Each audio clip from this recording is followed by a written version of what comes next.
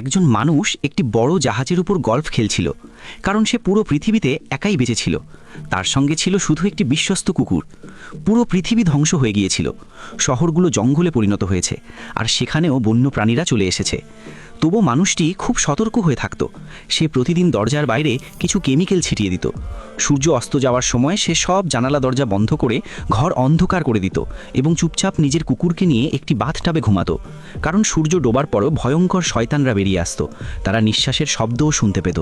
একদিন সকালে মানুষটি হরিণ শিকার করছিল, কিন্তু তার কুকুরটি হরিণের পিছু নিতে নিতে একটি অন্ধকার জায়গায় ঢুকে পড়ে। মানুষটি খুব ভয় পেয়ে যায়। সে সাহস করে ভেতরে ঢোকে।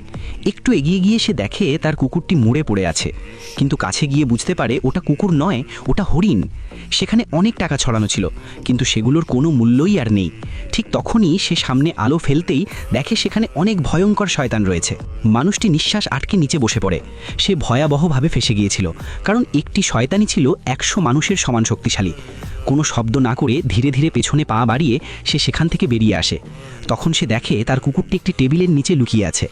মানুষটি ইশারায় সেখান থেকে চলে যেতে বলে, কিন্তু শয়তানরা তাদের দেখে ফেলে, আর কুকুরটি ভয়ে কেঁপে ওঠে। মানুষটি কোনো একটা শব্দ শুনতে পায়। পেছনে তাকাতেই দেখে একটা শয়তান। সে আক্রমণ করে। মানুষটি গুলি চালায়, আর দুজনেই দৌড়ে পালাতে শুরু করে। পেছনে না তাকিয়ে প্রাণপণে দৌড়াচ্ছিল মানুষটি, কিন্তু এক শয়তান তাকে ধরে ফেলে। তখন মানুষটি নিচে লাফ দেয়। আলোতে পড়ে শয়তানরা জ্বলে উঠতে থাকে। তারা ছিল এক ধরনের ভাইরাসে আক্রান্ত, যারা আলোকে ভয় পেত। তাই তারা শুধু সূর্য অস্ত যাওয়ার পরই বের হতো। মানুষটি একটি পেরেক ঠুকে তাতে হুক লাগায়, শয়তানটিকে দরজার বাইরে রেখে দেয়। তারপর দড়ির অন্য প্রান্ত সেতুর ওপারে ছুড়ে দেয়। একটি গাড়িতে দড়ি আটকে দেয়। পেরেকে আটকানো দড়ির কারণে গাড়িটি ঝুলে যায়। মানুষটি বন্দুক নিয়ে দরজার পাশে দাঁড়ায়। গাড়িটি নিচে পড়তেই শয়তানের দেহ ঝুলে পড়ে। ঠিক তখনই আরেকটি শয়তান দরজার কাছে আসে।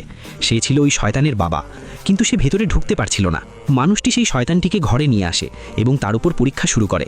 সে একজন বিজ্ঞানী ছিল এবং এই ভাইরাসের প্রতিকার খুঁজছিল, কিন্তু সে জানতো না যে যাকে সে ধরে এনেছে সে আসলে একটি মেয়ে।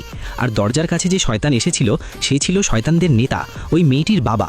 এরপর মানুষটি তার কুকুরকে নিয়ে বাইরে বেরোয়। হঠাৎ তার চোখে পড়ে একটি পুতুল। ওটা সেখানে দাঁড়িয়েছিল, যে ভবনে শয়তানরা লুকিয়ে থাকতো ঠিক সেখানেই।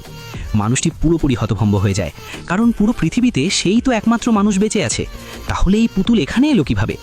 সে পুতুলটির দিকে গুলি চালায়, তারপর কাছে যেতে থাকে। ঠিক তখনই তার পা কোনো কিছুর মধ্যে আটকে যায়। একটি গাড়ি সেতু থেকে নিচে পড়ে ঝুলে যায়, আর মানুষটিও ঝুলে পড়ে। এটা ছিল শয়তানদের পরিকল্পনা, ঠিক যেভাবে মানুষটি তাদের ফাঁদে ফেলেছিল।